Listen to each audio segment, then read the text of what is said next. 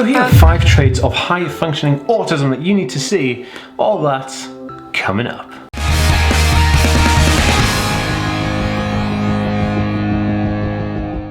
Hey guys, welcome back to the TheAspieWorld. My name is Dan. I have autism, ADHD, OCD and dyslexia, and I make weekly videos on this type of content. So if you're new around here and you'd like to learn more about those subjects, remember to hit that subscribe button by clicking the notification bell down below. And if you're watching over on Facebook, be sure to give this page a like and a follow to see more videos just like this one every single week. Boom. What is going on, different thinkers? Welcome back to the TheAspieWorld, where we think differently daily. It's an interesting one, right? I've called this video high-functioning autism, right? But high-functioning autism isn't a term that exists. It's kind of not a term they use anymore. It was actually taken away because of all this kind of weird stuff that happened between like nomenclature and trying to get support, and it was just a bit weird, and using functional labels didn't really help anybody. So they got rid of all that, and then they called it autism spectrum disorder. So in this video, what I'm talking about is people on the autism spectrum with lower support needs than people on the autism spectrum with higher support needs. And therefore, let's get into what's going on. If you want to download my free PDF book on hacks for autism daily living, there will be a link in the card above here and in the description below and on the end slate, so you can download my free PDF book. If you've already got it, then that's awesome. I love you. Thank you so much for downloading my book for free. You guys are awesome. Okay, so I wrote down a list of traits of people who are on the autism spectrum with low support needs so that you would kind of be able to identify them, because sometimes it can be a bit tricky when people aren't typically displaying things that are noted with kind of like the classic idea of autism. So let's go through them right now. Okay, number 1 is the love of routines. Like, autistic people love routines. They love to stick to daily routines. They love to stick to doing the same thing every single day if they could. They probably have the same thing for breakfast every single day. They'll come down and they'll sit in the same spot, or they'll watch the same thing on the TV, or they'll read the same magazine. They may sit in the same chair all the time, and that routine is like their life. They love it. It's a lifeline. It's something they hold on to, something they cherish and they love, and it's part of them. It's something that we should really look out for, because that's a really good indicator of someone on the autism spectrum, because a love of routine gives somebody stability, and someone on the autism spectrum really wants stability, because that stability gives them that comfort, I guess, and security. Awesome. Okay, so number 2 is special interest. Most people on the autism spectrum will have a specific special interest, like almost like an obsessive interest that they really focus on. And when they really focus on it, I mean like they go to town on it. Like, I remember a guy who I know who's on the autism spectrum, and he was really interested in Marilyn Monroe, and like he knew everything about it. He read every book about Marilyn Monroe. He collected all her memorabilia and books and stuff, and even went to visit her house where she grew up, and went to the place where she was last living and stuff in America, and met some of her friends and all that kind of stuff. And it was just this crazy like obsessive interest with Marilyn Monroe. And I have obsessive interests too. I love systems and chemistry and yeah, just marketing and online social media and stuff like that. But like obsessive, like, I mean, I love it. I listen to it all the time.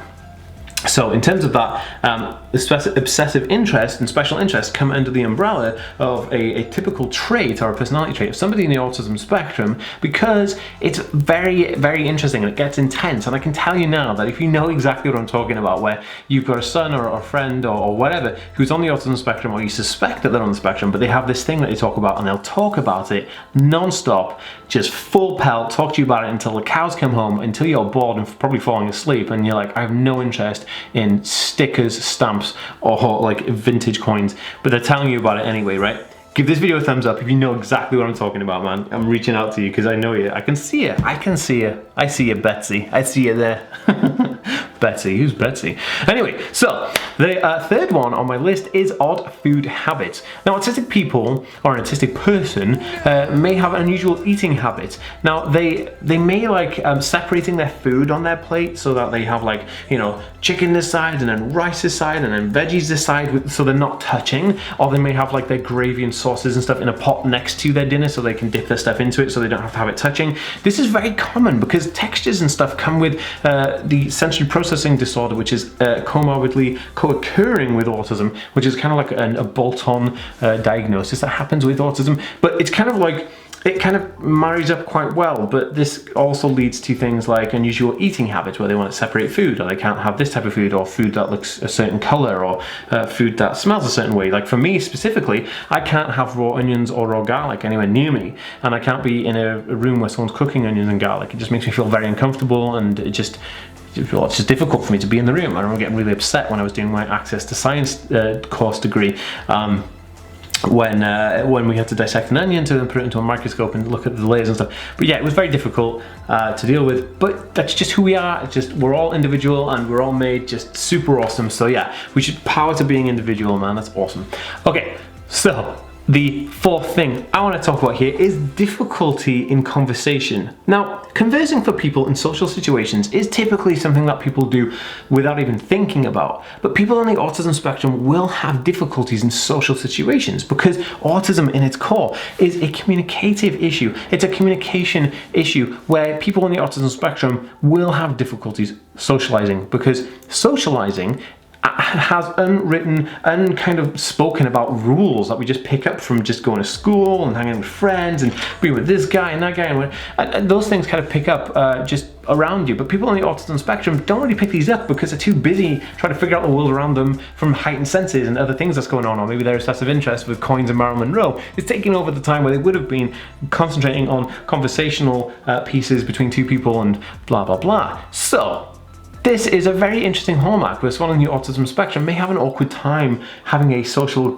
dinner or a social conversation or meeting new friends. Very, very interesting. Okay, so number 5 is that people on the autism spectrum will have like an anxiety or overwhelmed easy part to them. So they could be like they could be overwhelmed very easily, basically, and they'll have excessive anxiety that can cause meltdowns and emotional outbursts, or what people used to call kind of like nervous breakdowns or an anxiety breakdown, which is basically a meltdown in an autism sense, which happens quite a lot, and happens because the person on the autism spectrum has a difficulty in certain situations that will heighten their anxiety or heighten their getting triggered, and they start getting upset, and then they get like emotionally overwhelmed, and all of those things can cause this upset, and this upset can come out as like an anxiety attack, or can come out as a I don't know, it could be an autism meltdown, could be a shutdown, could be anything, right? But the fact of the matter is that it happens. And if you are, if you know somebody who may be on the autism spectrum and you see them getting overwhelmed easily or triggered easily, or have anxiety attacks, or they're partial to panic attacks, and they have all this other stuff going on, well, there you go. They may actually be on the autism spectrum, and